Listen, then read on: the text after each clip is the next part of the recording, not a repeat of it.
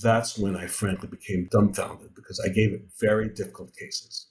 I asked GPT-4 what was the next thing it would do, and it went to a molecular diagnosis of something called 11-hydroxylase deficiency.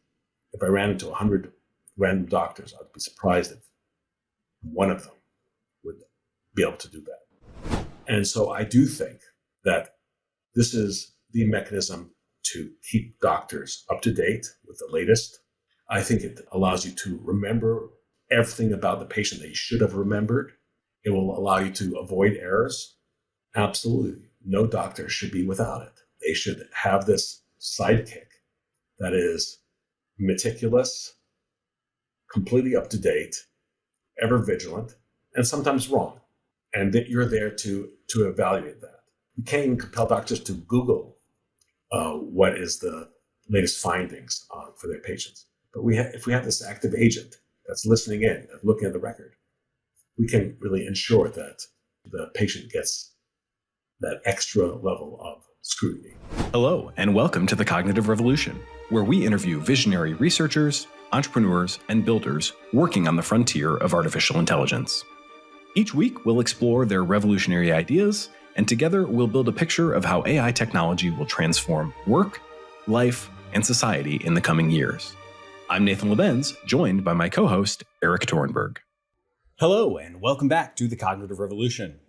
Today, I'm excited to begin a short series on AI in medicine. My guest today, Professor Zak Kohane, is chair of the Department of Biomedical Informatics at Harvard Medical School and co-author of the new book, The AI Revolution in Medicine. Professor Kohane was among a select few people to receive early preview and research access to GPT-4 in the fall of 2022.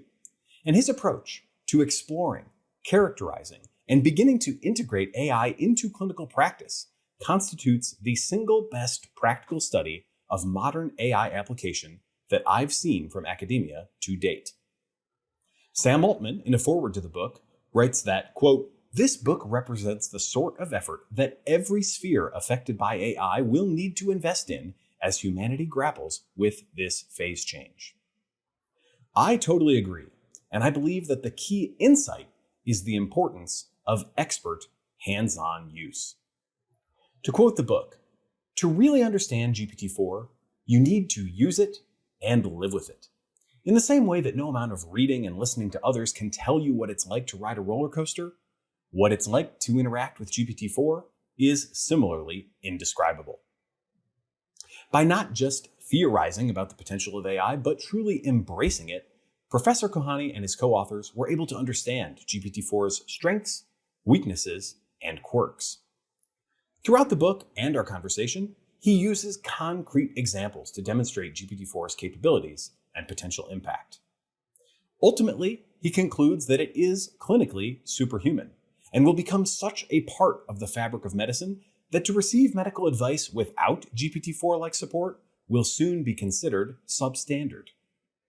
At the same time, he does understand that it's such an unfamiliar and indeed alien intelligence, somehow both smarter and dumber than any person you've ever met, that human supervision and control remain critical. With a positive vision of human-AI symbiosis in medicine, and the goal of allowing doctors to, quote, re-engage in medicine as an intellectual and emotional process focused on each and every patient, Dr. Kohane and his co-authors issue an urgent call for large-scale testing, as well as public education around AI technology and its limitations. Regardless of the field that you're in, Dr. Kohane's combination of deep immersion, enthusiastic exploration, pragmatic optimism, risk awareness, realism, and forward-thinking vision make this a worthy example for others to study and emulate. The book, which I find myself recommending frequently, is The AI Revolution in Medicine. And I hope you enjoy this conversation with Professor Dr. Zak Kohane. Professor Zak Kohane, welcome to The Cognitive Revolution. Glad to be here. Thanks for inviting me. I'm super excited about this conversation because you have just released, or you're in the process of releasing, a new book called The AI Revolution in Medicine, which really couldn't be more on the nose for the topic of our podcast, and I think is really an exemplary exploration of cutting edge AI tools and how they can make an impact in our lives and in an area that is obviously so critical and so complicated as medicine. I think it's really a phenomenal artifact that you and your co-authors have created.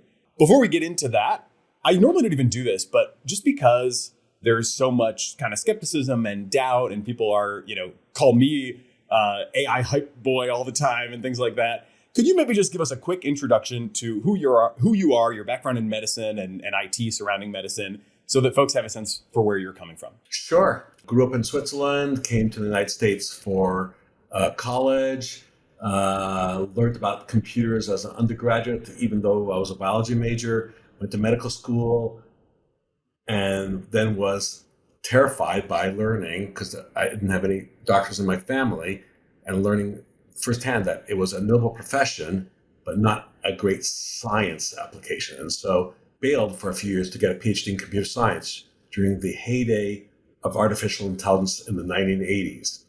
And then as we went into AI winter because of the disappointment after some of the overstated promises of that period, I completed my clinical training as a pediatric endocrinologist and started a research group. And so I was a professor at Harvard Medical School, first in pediatrics. Then I created a new department, Biomedical Informatics. I'm the chair of that department and have lots of bright young faculty doing lots of great work using computer science and information processing techniques, all the way from genomics to clinical AI. I just started a new journal, spin-off of the New England Journal of Medicine called New England Journal NEJM AI, to focus on how do we actually get clinical grade validation for AI artifacts in clinical care. And along the way, I've been really quite involved with a lot of IT health infrastructure as well, trying to get the data to flow well, and most of all, for patients rather than for third parties. So I would kind of bottom line that by saying you're about as credentialed as you can possibly get in the world of the intersection of AI and medicine. You've seen a lot. Sounds like you've been through some ups and downs and seen a lot of things that didn't really pan out. Let's fast forward then to about 6 months ago. I'd love to just kind of hear the story of how it came to be that you got this very early access to GPT-4, what that initial experience was like. And then, of course, we'll get into all the more conceptual issues. But I think the first person narrative is so powerful. So give me kind of a sense of that. I had met Peter Lee from Microsoft, who's the head of Microsoft Research, several times in different venues. He's very easy to get along with. He understands academia well. He himself was a department chair of computer science at Carnegie Mellon, back before DARPA, back before Microsoft. And he calls me up and he tells me that he has to tell me something but on one condition, that I can't talk about it with anybody else, that he had to get top level company clearance to talk to me about it. And this was before ChatGPT came out. But it was about the next thing, GPT-4. And he showed me what it could do. And that was already pretty exciting. But then he gave me early access to it directly so I could work with it. And that's when I frankly became dumbfounded, because I gave it very difficult cases. Case of a child that was called to the nursery where there was a hole in the base of the phallus. You could not palpate testes. I asked GPT-4 what was the next thing it would do, and it went step after step, imaging workup, hormonal workup, and I gave it, as it went step by step, what the results were. And it went to a molecular diagnosis of something called 11-hydroxylase deficiency. If I ran into 100 random doctors, I'd be surprised if one of them would be able to do that. And so I knew that there were a lot of limitations to this. I had seen it, quote, hallucinate. I'd seen it make up stuff. But the fact that it could have this dialogue with me at a very high level of medical sophistication on a large language model that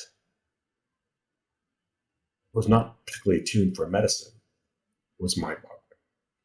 And the fact that I could ask it questions literally about Talmudic advice to the same program and get expert commentary was unsettling and exciting at the same time. And in fact, my immediate reaction when Peter told me was my words failed me, which is unusual. I'm talkative. But I told him, in the end, I was not surprised that this happened, but I could not believe it was happening now. I'd expected this would happen maybe 5 years at the earliest. But then as I realized what it could do, within a few days, it occurred to me that it was going to transform the back-end business of healthcare, how money is paid, how it's billed, how it's transferred, how procedures are permitted or not. So all the back-end stuff, it was going to transform boring administrative stuff that clinicians have to do. But also, since I knew it was going to be released to the public, it was going to change the level of expertise of patients who have been increasingly bereft of primary care support and who, out of desperation, use whatever data sources and knowledge sources they can. I mean, there is a reason why you've heard the term Dr. Google, because even though a lot of the sites you get sent to are either bogus or really wrong-headed, they're just not getting a good enough alternative to get to expert advice. And in fact, with all its warts, so long as you have a human loop, so long as they eventually talk to a doctor, it's much, much better than what we have today. And that's why even with GPT 3.5 that people were experiencing before GPT-4, you were hearing lots of people using this for their own healthcare. And this is not just an American phenomenon. This is an international phenomenon. And so it's very interesting when you have a transformative technology like this, which takes a fundamentally very conservative, sometimes for the right reasons, discipline like medicine, and changes some important power relationships. And so it's going to be fascinating to see how it plays out. I know there's going to be a lot of pushback. Some of it will be because of genuine concern about accuracy, about bias, but also there'll be a lot of sacred cows. People are making a lot of money by having a chokehold on how information flows in the medical care system and what kind of advice is given when. You can imagine that if a large language model tells you 5 reasons why there are alternatives to the surgery that was just proposed, and then you go to talk to another doctor and say, that makes sense. The first doctor who proposed surgery is not going to be happy. That's just one example among literally millions of such conversations that are going to happen as a result of this democratization of knowledge. Of course, it's going to happen across many verticals, not just medicine, but medicine is such a personal, obviously personal part of our lives that it's going to make those issues quite real all of a sudden. So that's a great overview. And there's a lot of little areas there that I want to follow up on and dig into in a little bit more detail. But before getting into the medicine specific aspect of this, one thing that Sam Altman said in the foreword to the book, which I think is so true, is that the study that you guys have conducted here is really emblematic of the kind of study that is going to need to be done across a wide range of disciplines. Hey, we'll continue our interview in a moment after a word from our sponsors. I want to tell you about my new interview show, Upstream.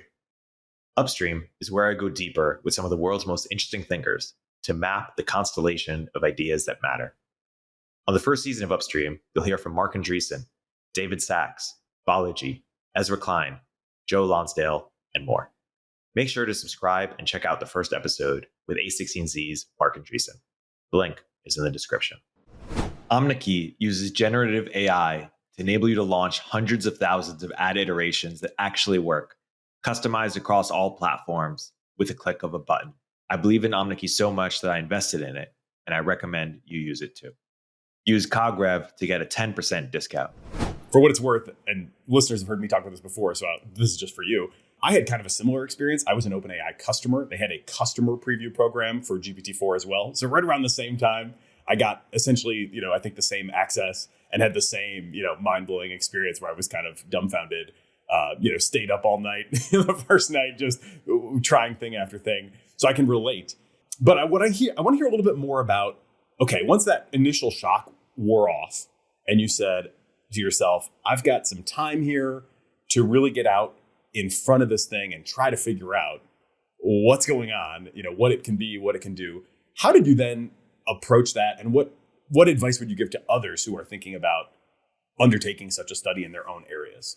I think that what you have to do is actually get your hands on it and really put it through its paces in real world examples in what you do.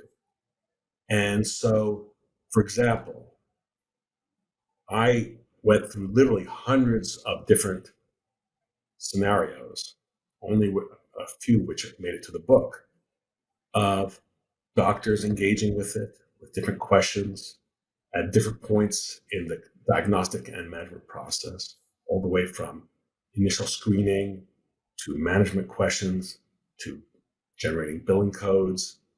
I came at it and asked friends of mine what questions they had asked their doctors recently, and ran it through those questions. And I think it's really important to see how it answers those questions rather than having a theory about it, because then you see where it does well and where it doesn't do so well.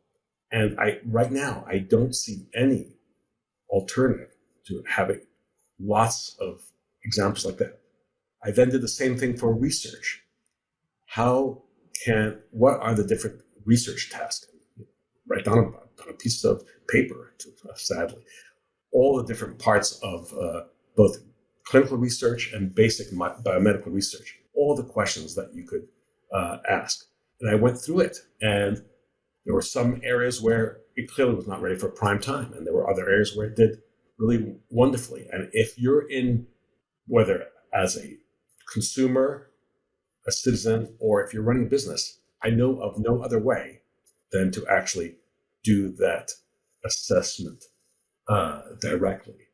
Frankly, that's probably what motivated, even though I decided to do this many years before it was announced, the New England Journal of Medicine, NEJM AI, because we need to have clinical grade validation of these tools. And it's not obvious where in society this is going to happen. So at least I want to create a journal that'll be one source of clinical grade validation for this. But we need many, many such venues. And of course, we're going to see this across all verticals. If we don't see it across all verticals, that's where the danger is going to be. And so if you're a decision maker, I see no alternative other than try it out yourself. Don't let other people tell you what it does. Use it in your own hands. And as in many, many things that are exciting like this, on the one hand, it does things better, some things much better than you could imagine, and some things it's incredibly limited. You need to learn firsthand. I've tried to point out some of those in the chapters that I wrote in the book, but again, you need to learn firsthand. I think that's truly phenomenal advice. A lot of times people call the AI moment right now pre-paradigmatic. And I think that speaks directly, to your point about don't just take some theory and work from that. We don't have really good theories at this point for what these systems can do, even now, let alone, what they will be able to do in the future. The book is extremely quotable. And you just kind of alluded to one of the quotes that I loved, which I thought crystallized something that I had felt and tried to articulate, but you guys did it better when you said that it is simultaneously smarter than and stupider than any person you've ever met. I thought that was genius phrasing. Yeah, that credit goes to Peter Lee for that one. That was a great quote. I love it. Here's two I think that are yours, and they seem to be in some tension. So I'll give you both, and then it's kind of like this smarter, stupider thing, but help us unpack this and give us a little more detail. So first quote: "How well does the AI perform clinically? My answer is, I'm stunned to say, better than many doctors I've observed." But then, in some tension with that, also quote, "For the foreseeable future, GPT-4 cannot be used in medical settings without direct human supervision." So unpack that for us. How impressed should we be that GPT-4 can ace most of the examinations that doctors have to take to get certified to doctors? I think it's impressive, and it's impressive how fast it's improved. It did very poorly on the National Medical Board's GPT-3 a year ago, but since then it's now top notch. But here's the thing: it's not a human being, and I'm not saying this in some human first bigoted sense. It's just that a lot of the common sense things that we have that we can share among us, we can't assume are true of GPT. It can engage with you at an expert level about pretty complicated diagnostic and therapeutic problems at any given point. Not often, but the stakes are huge. It can go off the rails and start arguing with you about a point where it might actually be wrong, or about something that is important to you, but it doesn't think it's important. And so, on the one hand, there's an old joke: what do you call the person who graduated at the bottom of their medical school class? And the answer is doctor. And that means, of course, that half of doctors, on average, are worse than the top half. And I'm quite convinced that in the hands of those bottom half, GPT-4 can make them much closer like the top half, which would be a huge improvement in healthcare, without even talking about the Torchbearer, Dr. House kind of things you could do. Just getting us to practice medicine the way it should be done by better practitioners would be a tremendous advance in healthcare. But because we can't assume that it understands our values or what's important to the individual in their decision making, not having a human loop, I guarantee, is going to create lots of problems. And I can tell you also, this: the more you know, the more you can get out of GPT. If you ask it more intelligent questions, it'll give you more intelligent answers. And so, for the foreseeable future, yes, absolutely. And it'll become a better and better tool. It'll be able to integrate not just text, but vision and sound. It will allow us to see things and catch things that we may have missed, because human beings are not always as attentive, as alert, as fastidious as they should be. But you still have, just to make it to be a IQ 100 human being, means that there's a lot of shared values and performance that you can't actually necessarily rely on GPT-4 to have. Now, I'm quite willing to believe that when GPT-7, going around as a robot and living among us, may be able to acquire those, but we're far of those kind of skills and those kind of values, maybe, but we're far from that. And so today, human in the loop until these generative models look quite different from what we see today. You kind of alluded to the Torchbearer paradigm, and you sketch out 4 paradigms for kind of how an AI system like GPT-4 can be integrated into medicine. I think, in a sense, these kind of line up with ways that it could be integrated into all sorts of different areas of society. So I kind of want to go through each one and just interrogate them a little bit. They are the trial, the trainee, the partner, and the torchbearer. So let's start with the trial. The notion here, as I understand it, is that you could think about GPT-4 as sort of like a drug, and you could try to evaluate it by kind of having some people get it and some people don't, and like, how does that turn out? You ultimately kind of seem to reject that as a paradigm. I didn't quite follow you all the way there. To me, I kind of thought, well, geez, why not just run that trial? And if it makes people healthier, then that would be pretty meaningful to me. We have in the other pre-generative model flavor of AI and these convolutional neural networks that we use so successfully for image recognition. We have a very focused task, retinopathy, on looking at the back of the eye, or pneumonia, looking at chest x-ray. And there we can define, here's a patient population. They have a certain characteristic. They come in coughing, let's say, and we're going to accept patients of this kind. We're going to say, here's how we're going to determine success or not success, which is how long are they going to live, or did I get the right treatment? And we know how to do that. We've done it. FDA has done this for drugs. They've even done it for these AI widgets. And the merit there is it's very clear in this, and especially if you do a randomized controlled trial, whether it is a statistically reproducible kind of phenomenon. That's not going to work for GPT-4 for many, many reasons. One, when you start a conversation with a GPT, you may start because you have a question around that patient coming with cough. But then, very quickly, because GPT includes all of medicine, you could end up anywhere in medical diagnosis and therapy space.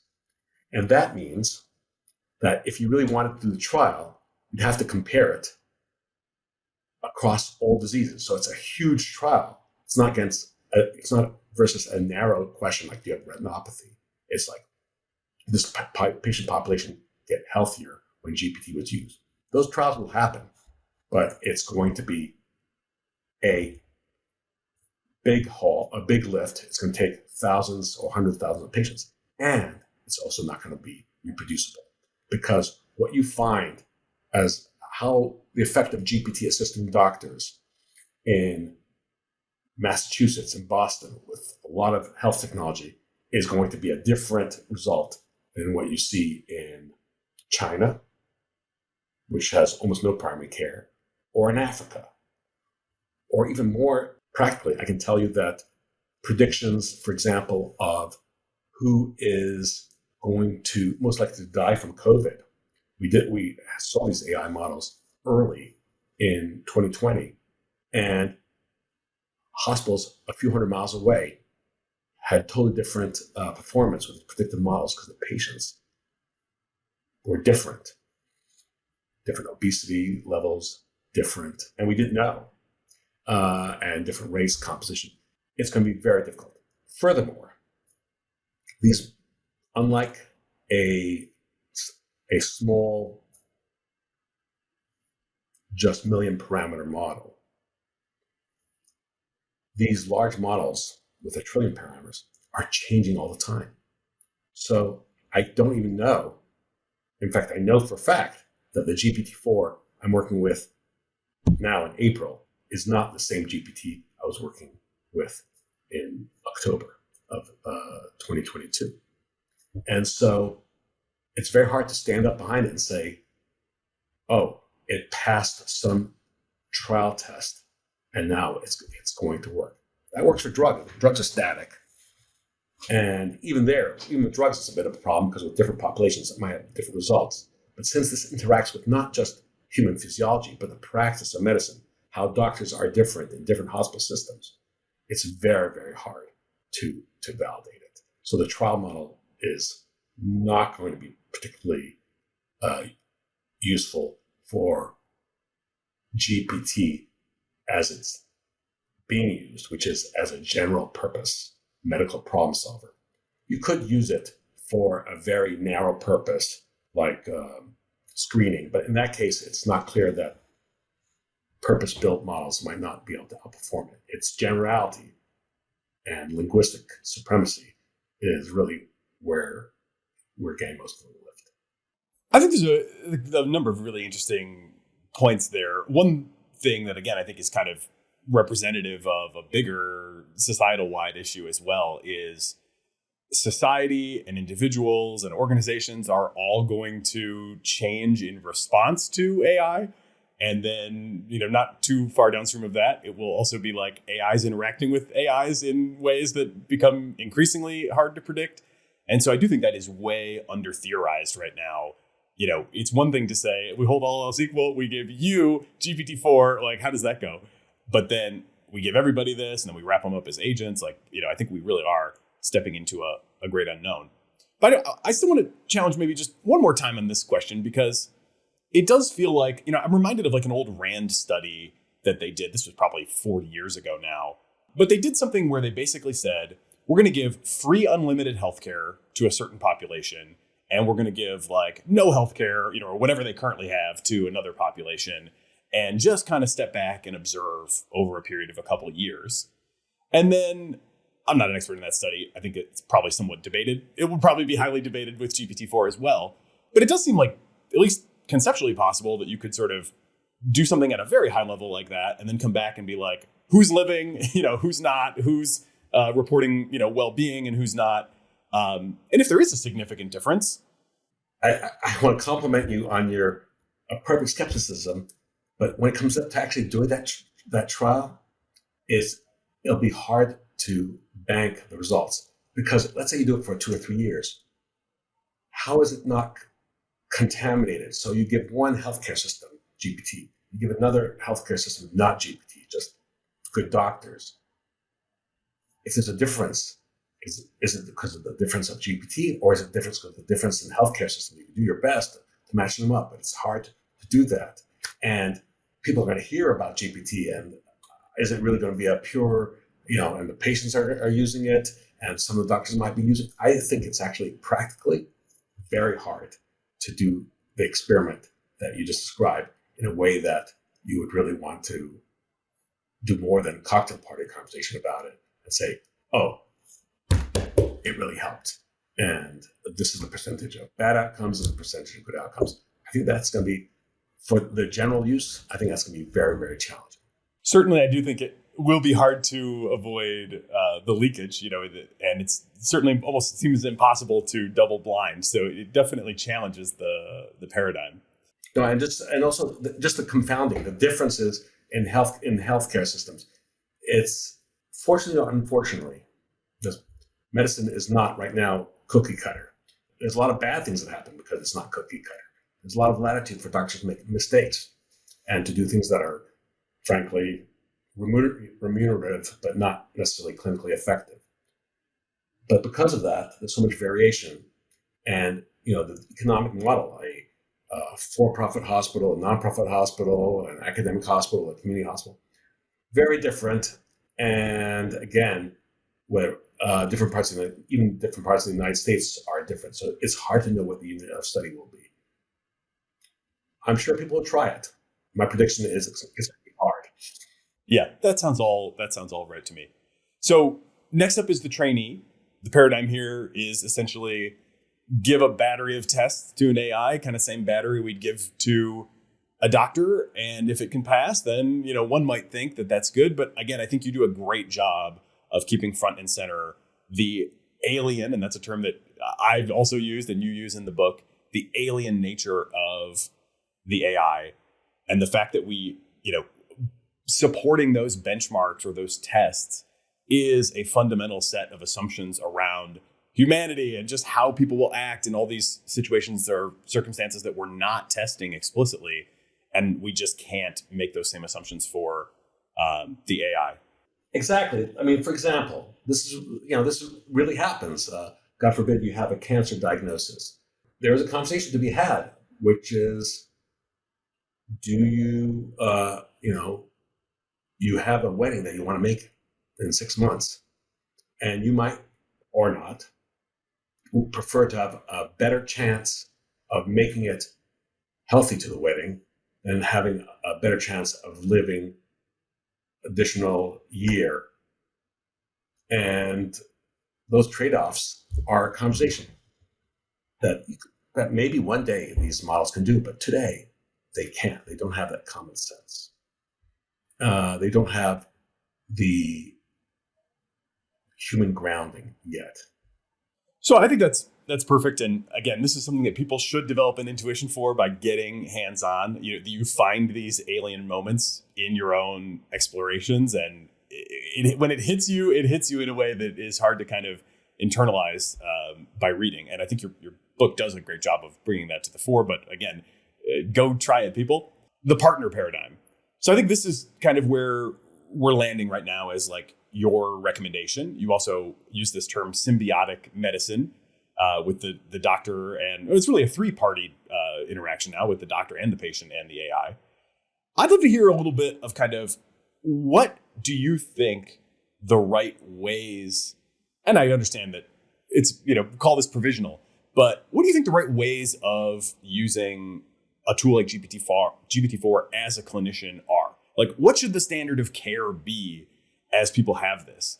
Could we see ourselves in a scenario where it becomes like a violation of standard of care to not consult GPT-4 in the not too distant future? I remember when I was in training, we did something that's now disappeared because medicine, the financial pressures of medicine are such that it's not done, which is after clinic, we'd go over together as a group, all the patients, and explain what we decided. And then some people would say, hey, did you think about this? Oh, no. Well, I should call the patient and say, we better do that. And that additional reflection absolutely improved our quality of care. And so by analogy, and because increasingly it's going to be multimodal, having a AI of this kind, listening in on the conversation, looking at the clinical notes, and saying all the time, hey, did you think of that? I think it's a high probability that something you didn't mention. You can say, oh, I already thought of that. Don't, be quiet. Or, oh, maybe I should think about that. Or, did you know Mrs. Jones already had that test? Don't order another test. Okay. And there's a new drug that's actually twice as effective, lower toxicity level. We try to keep doctors up to date, and it's impossible, even if they're trying, and not all of them try.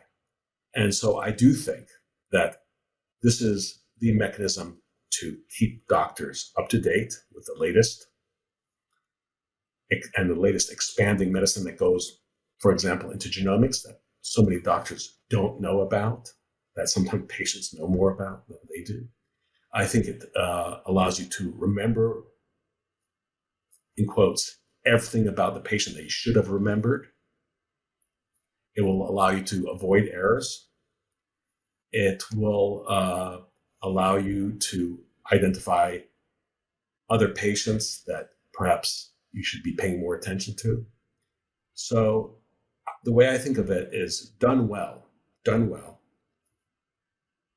absolutely. No doctor should be without it. They should have this sidekick that is meticulous, completely up to date, ever vigilant, and sometimes wrong. And that you're there to evaluate that. If I were a patient, I would want my doctor to have that. In the previous models, we can't compel doctors to keep up to date by the read literature. We can't even compel doctors to Google what is the latest findings for their patients. But if we have this active agent that's listening in, that's looking at the record, we can really ensure that the patient gets that extra level of scrutiny. And of course, patients are going to have access to the same level of expertise potentially. And so I think it's going to cause the healthcare system to have to increase the quality of its game. Yeah, I think that's really, again, I appreciate that so much in the book, because I think there really is no, putting the toothpaste back in the tube, so to speak, on this. And there's really kind of the only way through is through. So I appreciate you kind of confronting that head on. And I actually was thrilled to see a mention of the app Replica in the book. We had the CEO of Replica on the show as one of our guests. And it was such an enlightening conversation around how lonely a lot of people are. How even and she's had this app for years. So just how, while even the system was so unsophisticated, it meant a lot to people. And now it's, obviously accelerating. So I've actually been slightly terrified about that aspect of it, because what today we would think of the crappiest interactor ever, the ELIZA system that Joe Weizenbaum wrote, which was just a very simple, very shallow grammatical parser that because a Rogerian therapist basically just plays back to you what you said with a tiny little bit of permutation, people would use this as an actual therapist. And this really did not know anything. And Joe Weizenbaum, who created ELIZA, his own secretary, would lock herself in her office for a session with that. And so it's both perhaps heartwarming, but also pretty terrifying. And I think it does speak to how much we need that interaction around healthcare. Let's just, lest your listeners be deluded about it, especially the younger ones. People with actual health problems have very few people they can talk to. When they run into a primary care provider, if they are lucky enough to have one, it's a 10, 15-minute meeting, and most of their questions go unanswered. And when they have another question, it's waiting another 6 months, where things could be done, and then they're not done until things are much worse. So there's a huge need. So let's go then to the kind of possible future that we're not quite in yet, which is the Torchbearer model. You might also call this like the Oracle model, or even the sort of, scientific or research pioneer AI. This was something that I also looked really hard for. Right? One of the first things I tried to figure out is, does this GPT-4 system show anything that seems like it can generate truly new, novel scientific insight? And I came to the same conclusion that you did, and you wrote in the book. Can GPT-4 independently develop testable hypotheses that entail specific therapeutic interventions with a high likelihood of being supported by clinical trials? Currently, the answer is no. So I think that's definitely true. But I don't have a great sense of exactly why or what the barrier is, or how or when that might change. So what do you think is kind of the key thing that it can't do right now that ultimately cashes out to a no on that question? I think that the intuition we should have is that it's learning an amazing amount, sometimes in a superhuman way, about the things that we talk about. And so if there's a lot of human beings talking about it, it will know about it. And I don't want to anthropomorphize too much, but it can do some theory formation around those things that human beings talk a lot about. But where it's for a generation of new paradigms where human beings have not talked very much about it, it's a bit at a loss. And what kind of data it would need and how to think about that, there's not a lot for it to learn. And I do think there are ways to approach it, but right now, this current generation of linguistically supreme, but not scientifically supreme models, I think are limited.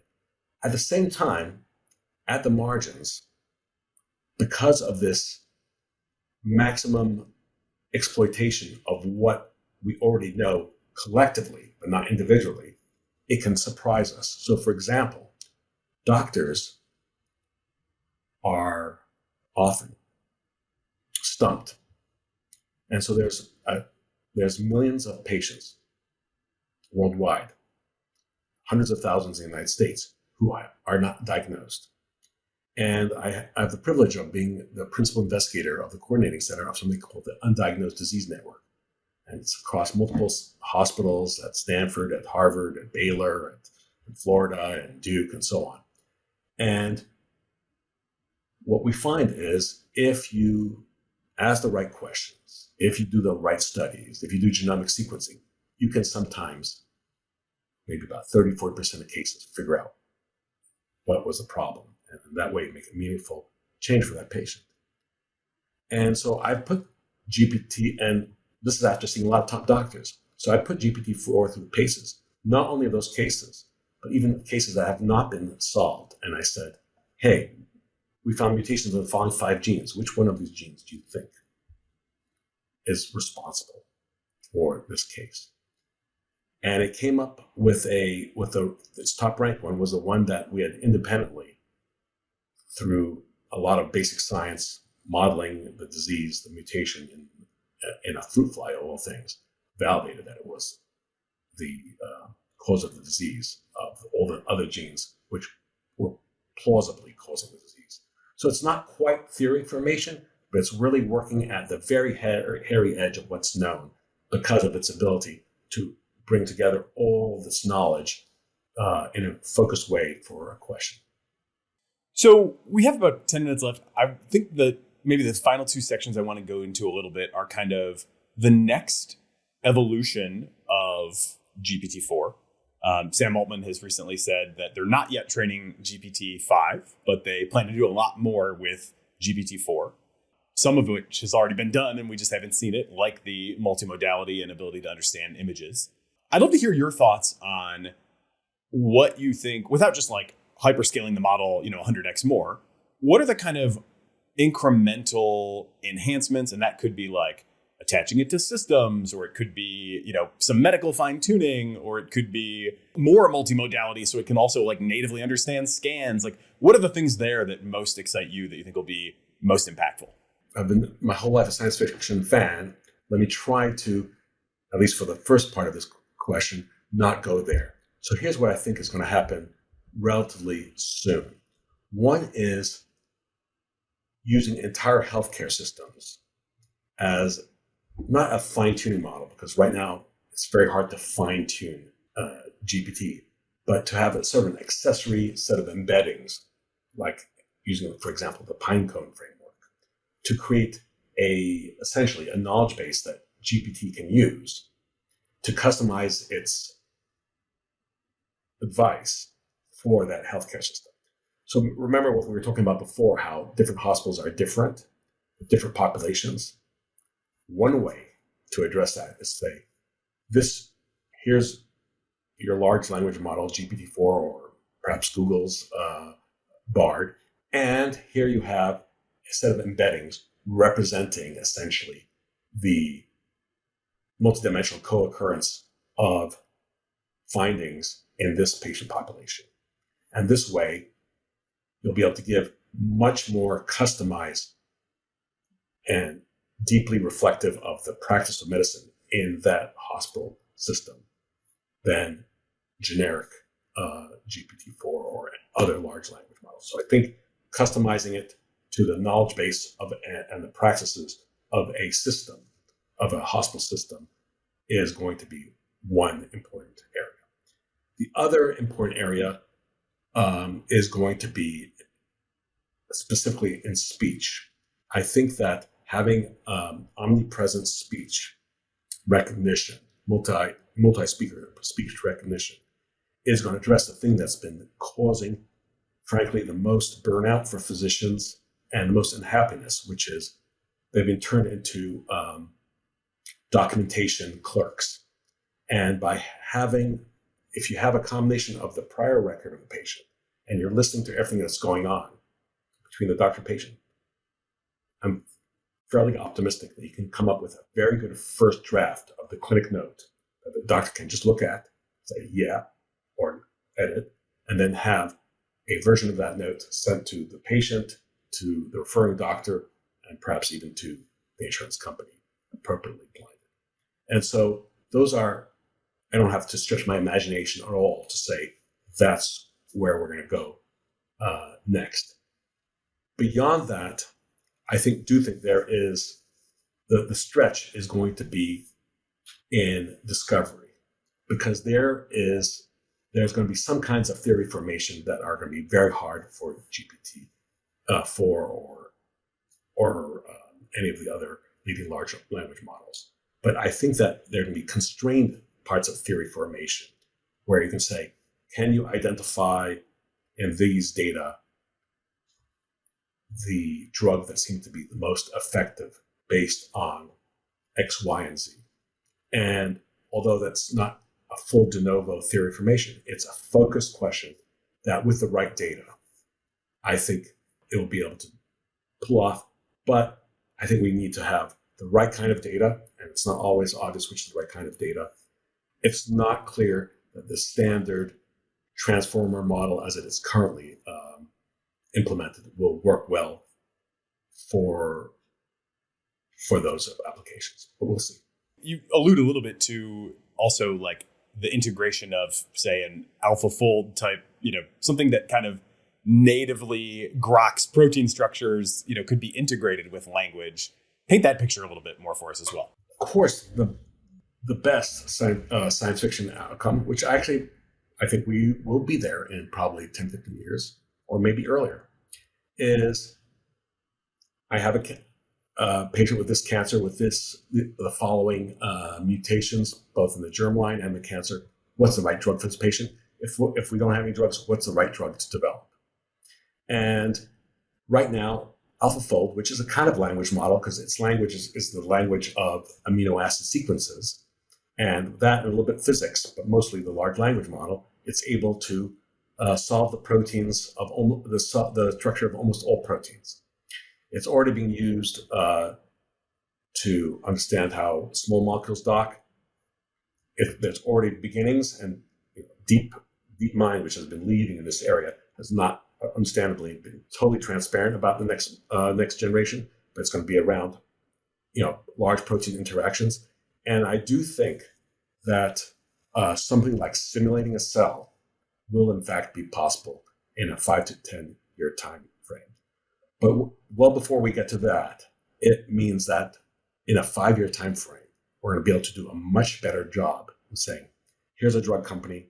It has a bunch of interesting drug leads to treat this cancer, to treat Alzheimer's. Which of these are going to be most likely to be effective and cause at least side effects? And understanding both, bringing together the knowledge of structure from something like AlphaFold and its descendants, and knowledge about disease progression that you get from large data sets from hospitals. That multimodal linking will allow us, I think, to do a much better job in getting a much better yield, bringing candidates all the way from this is a possible lead compound to something that will make it through phase 1, phase 2, and phase 3 with both efficacy and lack of side effects sufficient to can the project. I think that will be transformative, and I think we will see this within the next 5 years. But it's not just scaling up. Well, I think that's undeniably a super exciting and inspiring vision. The last question I wanted to ask is kind of on the path from here to there. You alluded to, there's going to be all sorts of conflict. There's going to be all sorts of noise. But I was struck by a couple of, again, short quotes from the book. One that kind of surprised me is you said you believe in obtaining patient data from patients as opposed to from systems. And so that just got me wondering, why is that? And ultimately, who do you think the AI should be working for? Do we all end up, does the hospital system have its AI and the doctor has its and the patient has their own? Or is there one that we all kind of, work with together? The dynamics of kind of who the AI is aligned to and whose interests, are primary, again, seems just very under-theorized. I'd love to get your thoughts. No one knows how it's going to settle out in the long term. But I think in the midterm, you're going to have AIs that are aligned for different organizations. And yes, there will be an AI that's aligned for the insurance company, an AI that's aligned for the hospital, and an AI that's aligned for patients. And there'll be different markets for those. In the end, as a human being, I hope that, and I think there will be the most public support for consumers having the alignment be with them.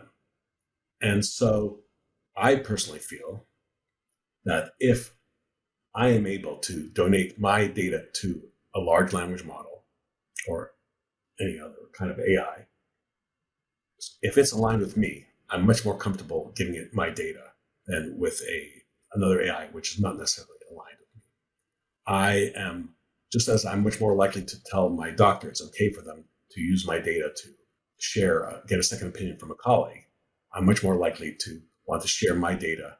And by the way, through work that Apple has done, that we were actually quite involved with a few years ago, through Apple Health, they have a relationship with 800 hospitals, and it's growing by hundreds every month or so.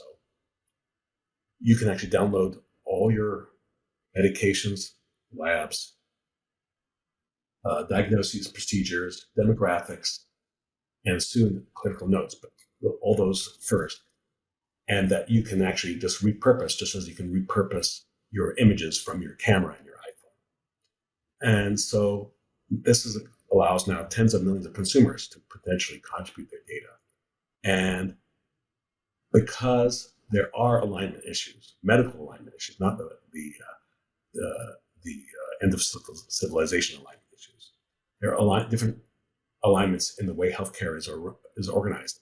I do think that asking patients for consent for use of their data will give us the biggest buy-in, because patients want their data to be used, but for the right reasons.